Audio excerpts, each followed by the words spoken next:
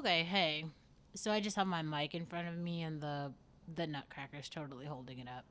Now I was going to talk about that Mark Zuckerberg post tonight, and maybe I probably still will talk about it. I'll probably talk about it. But I kind of want to talk about something else I saw. So I saw Kidology cover this, and I think it's fucking fascinating. So she was basically talking about how Gen Z is getting uglier. They're uglier than the previous generation, specifically like millennials. And I gotta say, this is very true. And actually, as we're moving forward in society, people are getting like uglier and uglier and uglier every single generation. Like, I'm not even trying to be funny here or super shady, but look at the difference between we had one generation of Taylor Swift. We went from Taylor Swift to Olivia Rodrigo. Some of you guys don't understand how big of a jump that is. And I'm not saying Olivia Rodrigo is ugly, so let me also just give you that. But Olivia Rodrigo is not Taylor Swift. And like Taylor Swift has a level of pretty that's like she's very pretty. Um and Olivia Rodrigo is cute. She's very cute. I like her. She's also a very talented songwriter. And so basically, this conversation, I guess, came up because Halle Bailey and Rachel Zegler are like the new girls of Hollywood. And I just want to talk about why this makes sense. And why, of course, we keep going back to eugenics, abortion, and assortative mating. Um, Millennials have something that I think a lot of you guys missed. Like, millennials, not all of them, but there's a pretty good percentage of them who are pretty, like, no, well, not, no, let me not say that. There are a small percentage of millennials who have it together. They might be the first generation to like really have it all. Have it all. The dinks, the sinks, the career, the traveling, and maybe they will have children. And maybe 2 generations from now, people will be more attractive. But right now, what we have is kind of like the bare minimum. Like, I saw that, like, Young MA put out a song recently about something.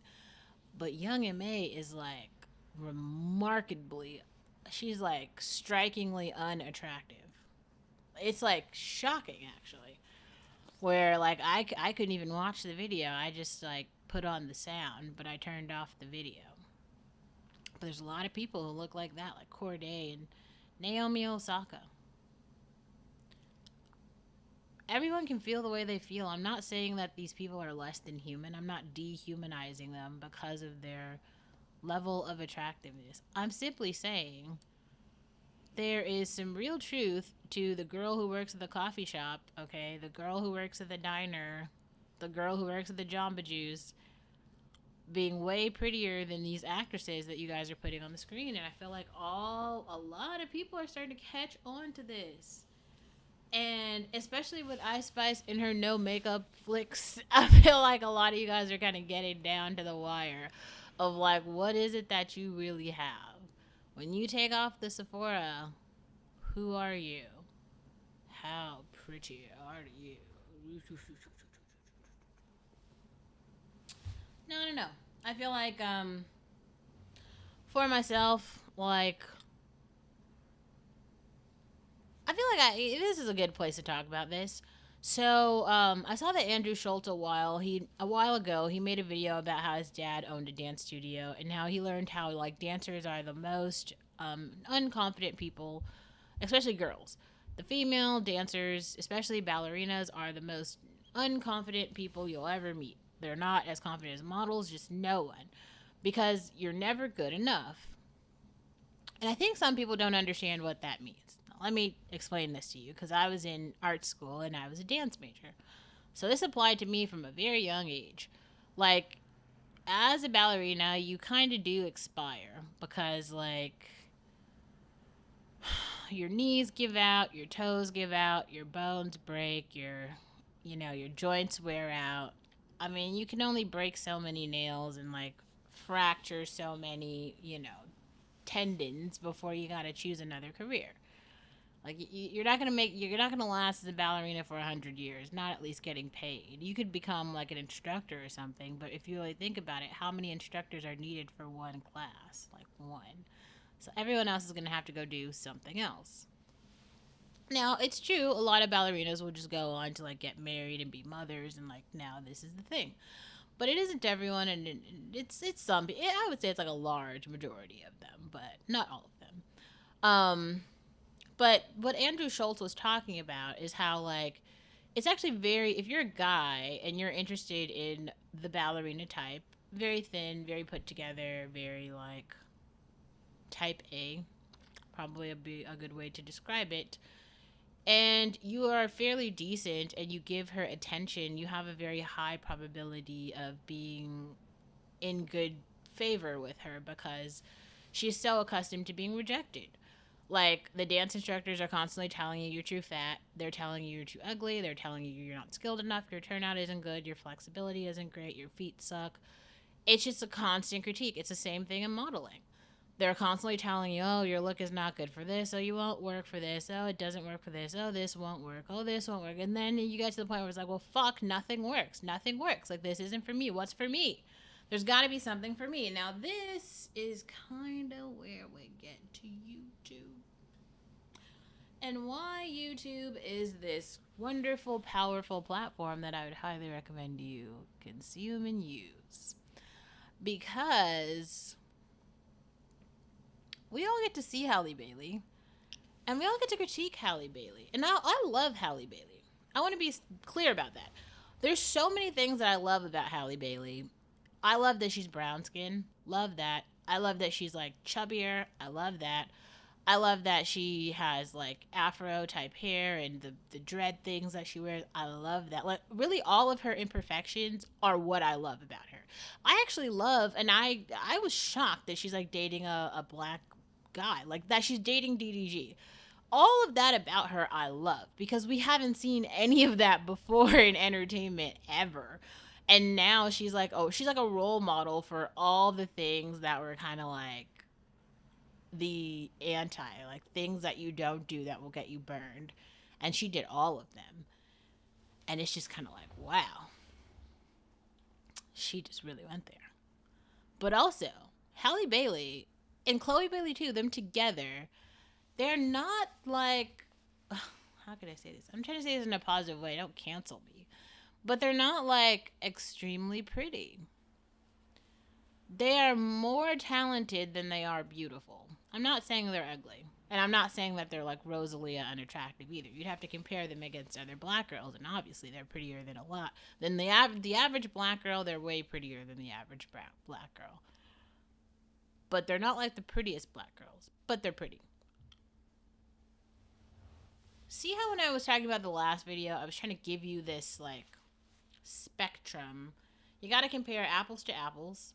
Okay, and you also have to talk about like there's a spectrum, like, and the thing that's been really strange in like black America is people have been including everyone into this pot. It's like before you can talk about black women specifically who are women and who have all of these like social things going on as women, they have hierarchy, they have politics, money, all of these things, right? Before we even talk about that, we start including like gay people, trans women, flies on the wall, bumble sockets. It's just like, okay, well, we couldn't even begin to have a conversation about black women because they keep clustering in everyone else. Well, now that we've kind of like filtered out the most other people and they've gotten their own collective groups, we can actually sit here and have a conversation about just black women. Just black women. Right? And we can say, like, ooh, I can like actually give a critique to Halle Bailey. I can give a critique to Rachel Zegler. I can give a critique to Zendaya. The funny thing about Zendaya, to me also, like, I think Zendaya is very pretty, but people always try to put her up on this pedestal as though she's, like, so much prettier than, like, everyone else. And the fact is she's just not. I don't think that she's, like, butt ugly. I don't think that. I don't like her because I don't like what she stands for. To me, she's in the same category now as, I guess, where Tyla's trying to go. They're like these, they're calling themselves colors, but they're mixed race people who aren't they aren't really rooting for any side. Like, and the only because mixed race is such a broad category, it's basically everyone. Like, you do know someone with like a white mother and an Asian father, that's a mixed race person. A person with a black mother and a white father, that's also a mixed race person. A person with like a Mexican dad and like an Irish mom, that's a mixed race person. All of those people look so different. They all have very different cultures, and it at this point, like, you're actually not really saying anything. And now the big idea here is this is supposed to be the American is this melting pot of all the people, and now you can judge every individual because everyone has this like unique story and there's no similarities between us. Now that doesn't make sense because like that would be almost like anti-human into like what we are in terms of like culture and groups and tribes and things like that. Like, we have racial groups for, I don't really feel like it serves this extremely positive purpose, but it serves some purpose, right? And the thing, like, when people are pushing Zendaya in these ways, and she's like not extremely talented. Like, I haven't seen. I thought the one movie she did in black and white, where she was with Denzel's son or whatever. That movie, the story was really good, but I don't like. I've never seen any role where she was like incredible, and I was just like, oh my god, I'm blown away. Even Euphoria was like a really awful show. Like, that show actually did, I think it did a lot of damage to society, but whatever. Like, we have a long way to go in the just in society in general and being able to understand things. And I mean, there was a time when like Hollywood and entertainment was a place for beauty, and there were like really beautiful people who were able to occupy spaces and tell very interesting stories about beauty. Because beauty is a commodity, and I feel like for some reason people are like keen on taking that away, and it's very strange. And I really feel like if a lot of you guys like went out a little bit more, you would see like the average girl who's like working at your Starbucks, like your coffee shop, the average girl who's working at your, maybe not like the average one, but there, I mean, you'll like see it. Like, if you go out into society, the people who have the very regular jobs are pretty attractive. Whereas the people who tend to have the wealth in society and the nepotism are not. Enter Zoe Kravitz, but that's a whole story for a whole other day. I just kind of wanted to say that because I saw that and I feel like some people might miss that. I wanted to point it out.